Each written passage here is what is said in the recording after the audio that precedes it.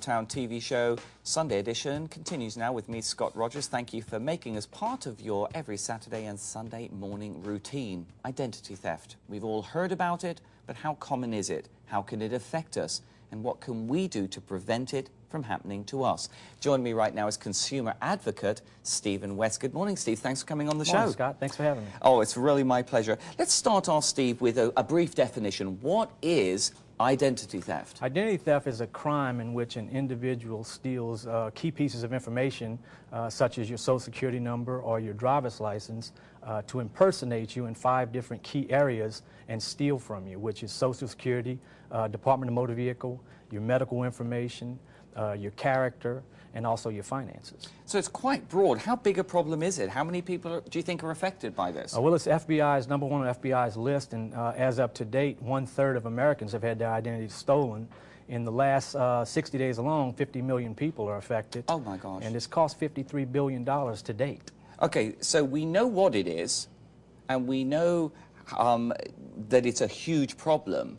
But if somebody does it to us, how big a problem would it become to us? What does it do to us? Well, in the 5 areas, it's much more expensive than your house being burglarized. You're kidding. For instance, you can go to jail because of identity theft. So you can go to jail because if somebody steals your identity and does something in your name? Yes, they can take your identification, and you have to then prove it wasn't you. Oh my gosh. So you're not innocent until proven guilty after all? No, not that way. Wow. Somebody could also work in your name and cause you income taxes.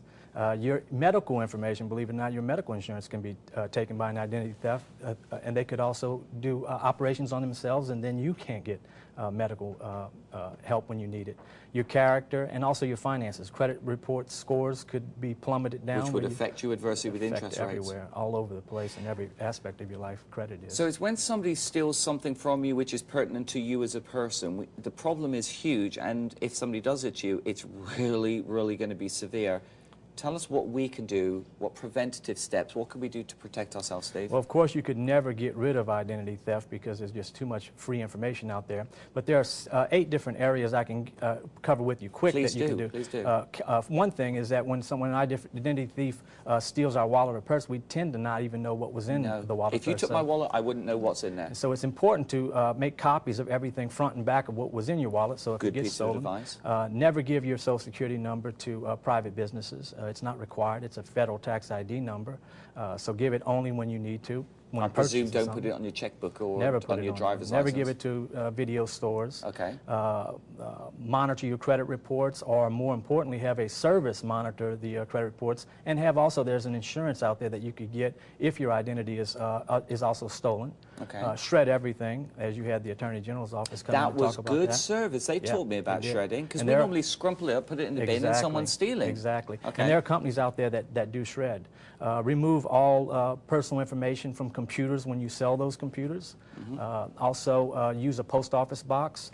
I do that. For mailing, but also for receiving mail. Yes, it's important to do that also. And also, the one big one is you should opt out of all pre-approved offers that come in the mail by either going to a website or dialing an 800 number that should be on the screen. I only do it, Steve, because it annoys me to get so much mail, but in reality that's a good point, because somebody could steal it and accept it and change their address and have it sent to you. That's how they use it.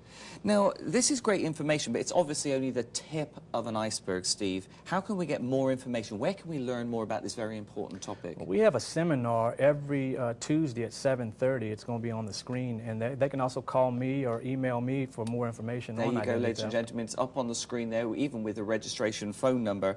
Now, I understand you're going to be appearing on the Around Town show, Steve, as our resident expert community advocate. What can we look forward to in the future learning from you? Well, along the same lines, I'm going to try and give some information on scam-proofing yourself, because there's a lot of scam and a lot of criminals out there, so we're going to try and help some of the listeners and the viewers. So you're going to be on the 3rd Sunday of every single month. 3rd Sunday of every month. Ladies and gentlemen, make sure you tune in the 3rd Sunday of every single month. Consumer expert Steve West will give you information that will directly impact your lives. Steve, it's such a pleasure. Thank you for that useful information.